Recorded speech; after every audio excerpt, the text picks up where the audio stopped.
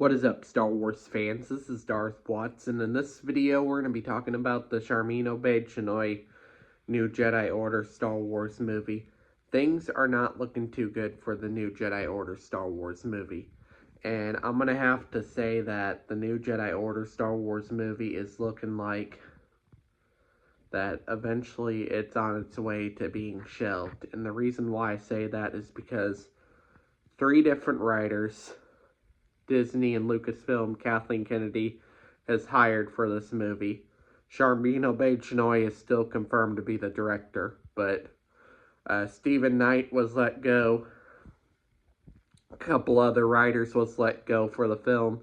Kathleen Kennedy has not been happy with any of the scripts that were written with the new Jedi Order Star Wars movie, and it's just looking like a complete mess.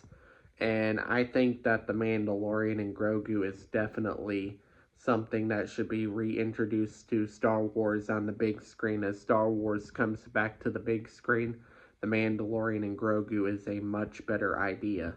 Even though I disagree with the whole concept of The Mandalorian and Grogu replacing Season 4 of The Mandalorian, which I still have high hopes that we still might at least get one more season at some point in the future, just not right now. But the new Jedi Order Star Wars movie is not looking too good. And I have a feeling that this film is probably going to get scrapped, shelved, or something. But I don't think this film, more and more that I receive this news, I don't think this film will ever see the light of day, if possible. It's pretty obvious there's issues going on behind the scenes with the new Jedi Order Star Wars movie, and it's just not looking too great. And the new Jedi Order Star Wars movie is not the best way for Star Wars to be reintroduced to the big screen because of the backlash on the sequel trilogy. I think if they were to do any more sequel-era Star Wars films, Lucasfilm should wait.